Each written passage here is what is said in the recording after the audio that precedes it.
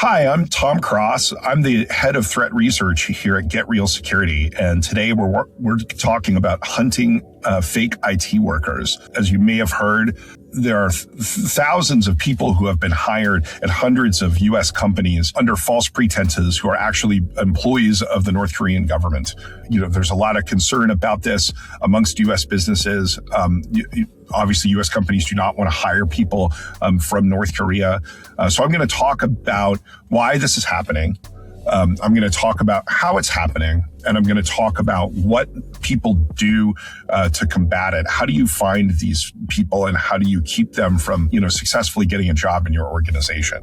The first thing to understand is why. And really, often these people are simply financially motivated. So this is an org chart that was published by the UN's multi-sanctions monitoring team. So they're an organization that looks for people who are trying to evade sanctions. And this org chart is kind of a picture of some of the intelligence agencies within the North Korean government. And you can see that they roll down to, specific, computer or IT-based intelligence units. Some of them are what we consider APT groups. Basically, these are groups that hack into networks for the purpose of collecting intelligence, spying on people. Maybe they're collecting information that's useful to the regime in a variety of ways. And specifically, these folks are interested in learning about nuclear weapons, production and manufacturing, to support North Korea's nuclear weapons development programs. You also see other kinds of groups. If you look down at the bottom, there's a group called Crypto Core. This is a group that, what all they do is steal cryptocurrency. They're not collecting intelligence. They're just stealing cryptocurrency. North Korea is probably the only nation state whose intelligence organization funds some of its operations through fraud and crime because they don't have as much of a tax basis to fund what they're trying to do. And so they are specifically targeting a lot of cryptocurrency firms. So I live in Atlanta. There are millions of dollars that were stolen from one cryptocurrency company here in Atlanta by North Korean operatives. In addition, some of these groups you can see are IT work groups. The blue groups and the purple groups, these are people who are just getting themselves employed in U.S. businesses. And maybe one person will be holding down 3 different jobs at the same time, trying to juggle it all and collecting 3 U.S. IT salaries. And all that money is being sent back to North Korea. And perhaps these guys are living in a dormitory together. They're not getting paid that much money themselves. And the rest of the money, all the profits from that, go back to fund the regime. And they're doing this with literally thousands of people, each of whom is holding down multiple jobs. And so at scale, this is generating a fair amount of revenue for the regime. So one of the key technology trends that's driving this problem is just the adoption of fully remote work. Before the pandemic, there were a few people who had experience with fully remote work, but lots of folks were used to working in the office. Everyone had an experience working remotely, and for some of us, that's stuck. So now about 1 in 10 workers in the U.S. economy is fully remote and maybe never goes to an office, never talks to their coworkers face to face. This conversion to fully remote work does create a vulnerability in that, and I think it really has to do with access credentials. So we issue access credentials to people in order to access the business and be able to do their jobs. And we used to do it in person in the office, but maybe some of these people we will never see in person. And so, are we really sure that this is the person that we think it is? Are we sure that this person is real? So the first place where we have to issue them a credential is at onboarding. And that's what North Korea is targeting and taking advantage of. We also have to be concerned about issuing credentials at credential reset time. So if the user loses their credential and has to get back in, they can't always come to an office. So how do we confirm that we're really talking to that person? Some of these things are very challenging, and I don't think businesses today necessarily have the right tools to solve these problems. So we understand why this is happening. There's a vulnerability, there's an opportunity, There's a motive to make money. The next question is how do they do it? We at GetReal, we try to think about the various stages of the hiring, the interviewing, hiring, and onboarding process. And we kind of think about it like a cyber kill chain. It's basically a set of steps that a threat actor has to go through in order to achieve their objectives. And we can think about each step both in terms of the threat actor's activities, as well as in terms of, the defensive steps that we could take or the controls that we could put in place at each stage. So the way that these guys go about this, first of all, is that they create fake identities on the internet. They'll often modify their profile pictures. They'll make pictures that make them look like they're in the United States.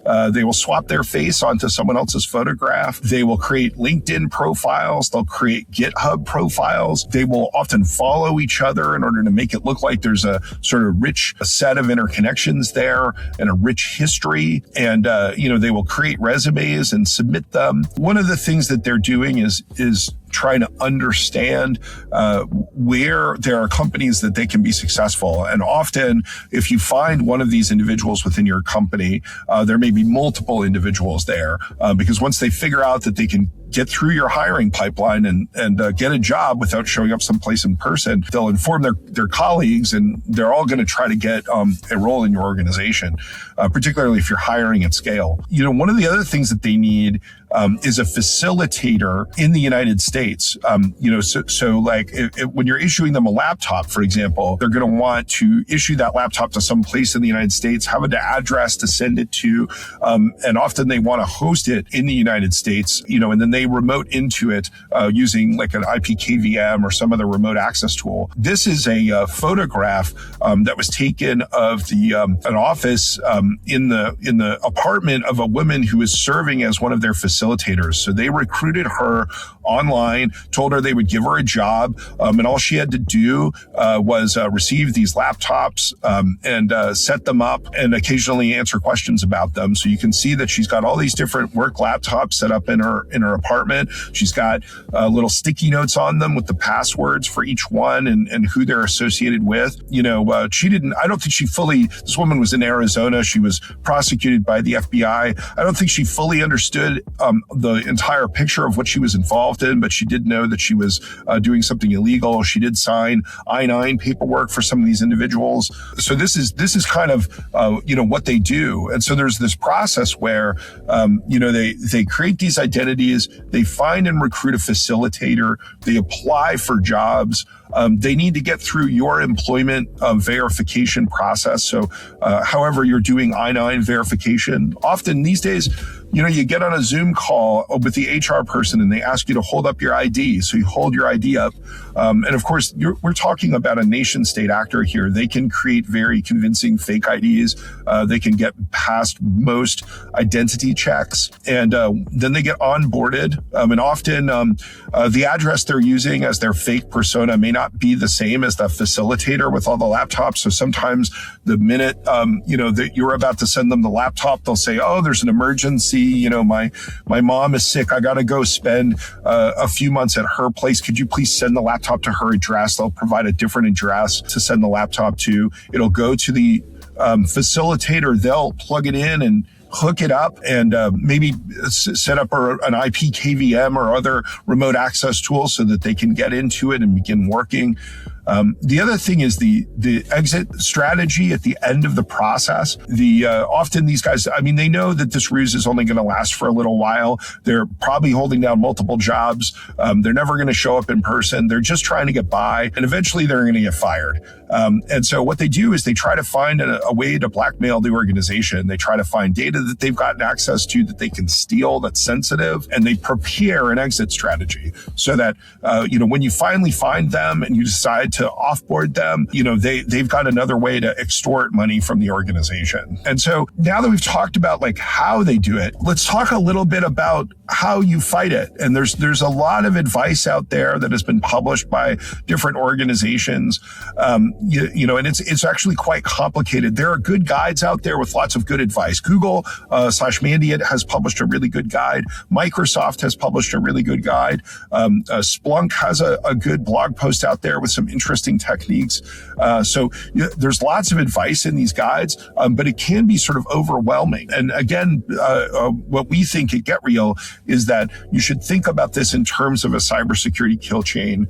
You should organize these different techniques by stage, and then think about which ones you can effectively operationalize within your business. The way that most of these folks are being caught today is after they already have the job, using the EDR agent that's installed on their work laptop. There are certain kinds of things that you can do with EDRs. In fact, EDR companies are wise to this, and they're building in detections for it, looking for IP KVMs, looking for situations where the laptop sees wireless access points that aren't consistent with the physical location you expect that laptop to be in. Looking for things like latency when the user is using the laptop, or when they're on video conference calls with their colleagues. But these things are really late in the process. And as I said before, if you detect one of these folks in your business, there's going to be more than one. Right. And so you have to approach the situation very carefully. You have to make sure that you completely understand what's going on before you approach one of these individuals and fire them, because they could inform a colleague who still has access to your network. Right. As I said, these folks often have an exit strategy waiting for you when you figure this out.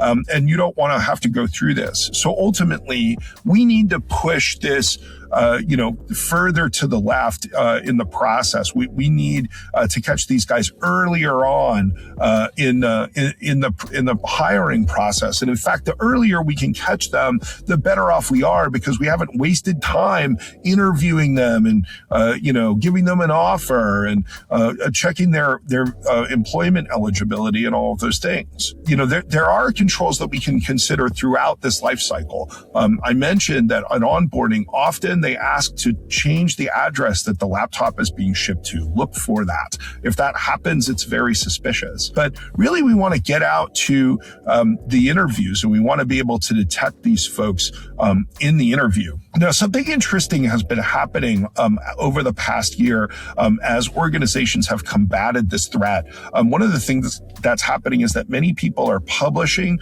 photographs of these individuals. In fact, the FBI has published photographs of a collection of them. And there are many more photographs that have been shared in threat intelligence sharing communities. And so in a way, this is interesting to me because it's an IOC. When we think about threat intelligence, we often think about indicators of compromise being IP addresses or file hashes of malware and stuff like that. But these are photographs, but they're also like perhaps indicators of impersonation. They are patterns of data that are hitting our networks that we can look for. You can take these photographs and you can begin to apply them to your screening process and attempt to determine if, an individual coming through that process, may be somebody that is known to be a threat actor. And, that might push them to attempt to disguise their identity. And we do see that.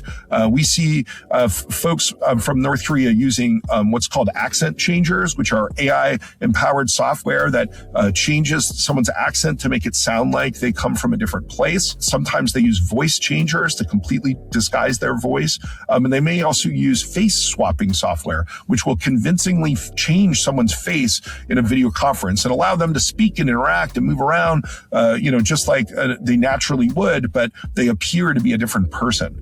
That's our specialization here at GetReal, is detecting those signs of AI manipulated audio and video. We believe that if we can, if we can box these threat actors in by looking for signs of AI manipulated audio and video on the one side and looking for known, threat actor identities on the other side. If they present their real identity, then we'll get them. And if they attempt to disguise themselves, we'll get them as well. There's a lot of advice out there. As I said, there are many different little things that you can do that can, raise suspicion throughout this process. Again, our recommendation is that you think about it as a cybersecurity kill chain, and you look at different controls you could put at each stage, and you look primarily to controls you can put early on in the process that can identify a suspicious candidate before they get through. As a final remark, I will say that folks in the HR business they're not security people. They don't have, their job is to hire people. Their job is not to look out for threats. And they're certainly not used to dealing with nation state threat actors the way that cybersecurity people are. So it's really important right now, I think, that CISOs and cybersecurity professionals develop relationships with the HR teams in their business and figure out how to help them build processes they can follow that will identify these suspicious actors. It's really, we got to work together in order to combat this threat. So thanks for listening, and I hope this has been informative.